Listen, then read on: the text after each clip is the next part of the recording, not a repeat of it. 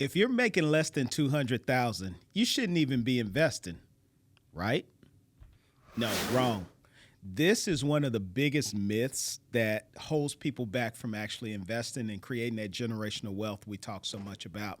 So, in this episode, I'm actually going to share with you 10 myths that people ask me all the time. They'll stop me on the street, they'll DM me, and they'll ask me these questions, right? But they're all myths. So, let's break them down. So, the first myth people will ask is, don't you need money already to invest in the stock market? Real talk, y'all. Yes, you have to have some money. So, what does that mean? That means go get a job or go sell some stuff or figure out how to put some cash in your pocket because, yes, you do have to have some money to invest, but you don't have to already be wealthy. 9 times out of 10, most people that you see on social media or people that are famous, they got it out of the mud. They had to do something to get started. So, yeah, you got to do something to put some money in your pocket to invest. No one's going to give you free stock other than me. I give some free stock away every once in a while. But for the most part, you're not going to be able to build a portfolio that's going to sustain you unless you get in a position where you can monthly budget and put money into your brokerage account. Myth number 2, I'm bad at math, so I can't invest. Listen, there's so many tools and resources that are out there, namely a calculator, right? So you don't have to be good at math in order to invest. We use probably about 3 or 4 different websites and apps that help us invest. I'm not going to shout them out because they're not paying me any money for shouting their companies out, but do a Google search and you can find a ton of different resources. Actually, I am going to call out one because we love TradingView. So TradingView is one of those apps that allows us to actually read through the stock market.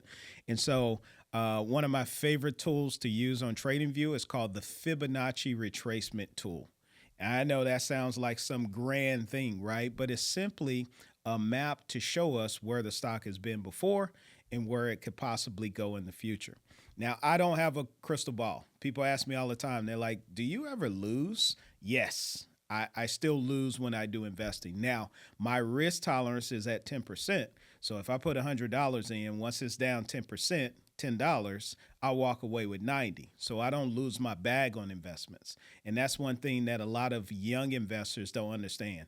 You have to have some kind of stop loss in place and you have to have some risk tolerance. So just because you put it out there doesn't mean you can't sell before it's at a total loss. Myth number 3, I've always been scared to invest. It's too risky.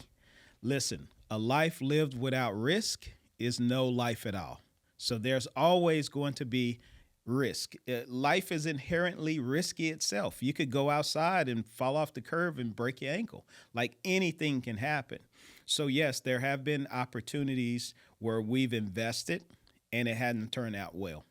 I think about a company like Enron. Enron, do your homework on Enron, but Enron was one of those companies that everybody was invested in back in the day. They had so much money invested into the company, but they were doing some nefarious things. They weren't up and up on their books. And so when the SEC came in, they shut the company down. So that meant everyone who had money invested in it lost that money. Now, I teach diversification, meaning that all your money shouldn't be in one place anyway. So you wouldn't have had to worry about that if you followed the QP plan. But yes, there is risk in the market. There are times when you'll see stocks pull back and then go forward. That's understanding when to buy a stock and when to sell a stock as well. So all of that's tied up in that myth. Myth number 5, don't I have to know when to buy and sell? So this goes right into what I was just talking about, right? So using a tool like Fibonacci will actually tell you when it's a good time to buy or sell. Okay. So let me give you an example. So we were invested in a company not too long ago called BBAI. And so when we made our initial investment in BBAI, I think we bought it for like 76 cents or something like that. It was under a dollar when we started piling into it. But we understood what the company was going to be able to do. We understood some of the partnerships that this company had. And so we're like, wow, this is a really good investment. So what we did is we ran a fib chart on BBAI And we knew based on the price points that showed up on the chart when it would be a good time for us to sell. Now, BBA AI did some crazy numbers. It went from like 67 cents, 76 cents, whatever it was we bought it, to like $12 a share. And so on the way up, we took profits. The Fibonacci chart showed us where the 50% mark was. So we took profits at the 50% mark, showed us where the 62 was, where the 71 was, then of course 100% or over. And so we sold shares of that stock all the way up. Now we ended up buying some of those shares back as the price retraced, and it's sitting somewhere around 350.70 right now.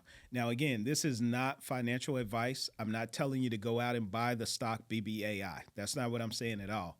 But what I am saying is to understand how to buy and sell stocks, there are tools that'll essentially give you the blueprint so you'll know how to do that. All right, myth number 6. Isn't the market rigged against us? Well, I'm laughing with you, not at you. And the reason why I'm laughing is because historically, there have been some things that were done in the stock market, specifically to the black and brown community. Now, we're just going to be, those are facts, right? You can go and do your research on that. But when we talk about the stock market being rigged, I kid with my young people that I work with all the time. I say, would you rather be on the side of the rigger or the one that's getting rigged, right? So the stock market is where the wealthy play, okay? And so that being said, yes, possibly there are times where we see, stock manipulation, we see insider trading, those kind of things do happen. Don't get me twisted. But the overall stock market is not rigged. It's just so many moving pieces. You can look at an ETF like SPY, right? SPY has 500 of the top publicly traded companies in the ETF. They're all in there.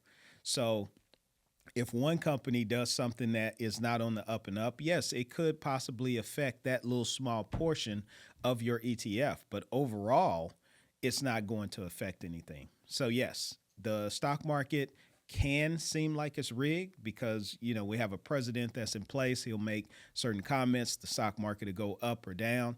But again, this is why you need to be plugged in because the information is king when it comes to the stock market. All right, myth number 7. Since I'm in debt, should I invest? Absolutely. Now, one of the things that separates QP, Quantum Prosperous, from a lot of other organizations or trading groups, we teach people how to invest, get out of debt, and build wealth all at the same time. Now, I'll let you in on a little secret sauce. Part of what we do is we teach people how to build a dividend-paying portfolio. So let's imagine you buy 10 or 12 of these different stocks, your dollar cost averaging, buying a little bit every month. You've budgeted, so no extra money that should be going towards bills is going into that portfolio. Now, we build that dividend-paying portfolio up to a point where it's paying you $500, $600, $700, even $1,000 per month. Now I can take that dividend that's getting paid out to me monthly and do what? Start paying off my debt. So I can turn that investment into income that pays off of my debt. So yes, you can still invest even if you're in debt. Back to what I was saying initially, though, it's important that you understand how much you have available. We like the snowball method. That's where you take a little extra money every month and roll it into a bill so you can pay it off. And then that money that you've paid off from that bill, you don't go out and spend it and create more debt. No, you add that to the second bill and so on and so forth until you're totally debt free. Now, if you can become debt free through the stock market, now you can essentially turn that dividend back into an investment. So we can reinvest the dividend at this point, and now it's building more wealth for us, and then we can turn it off and on as we choose. Myth number 9, oops, I wrote that wrong. Myth number 9, how do you know which stock to buy? I get this question probably more than I get any other question. The question takes me back to my first investments. So when I first decided I was going to invest, the first thing I did is I opened up my closet. I looked at where I spent all my money and I said, well, hell, I'm already invested in these companies because I'm buying the products, right? So let me invest in what I know. I like tennis shoes. I started buying Nike stock. That's where it all started for me. I love polo. Y'all need to stop playing with the deal polo and come on and work with us now. Uh, I buy polo, so I invested in polo. So on and so forth. And so that's really where my portfolio started. I started investing in the things that I bought, and then from there, I just let my portfolio start to emerge and um, switch, if you will, into the things that I switch my taste to. Now, one of the biggest holdings we have is Nvidia.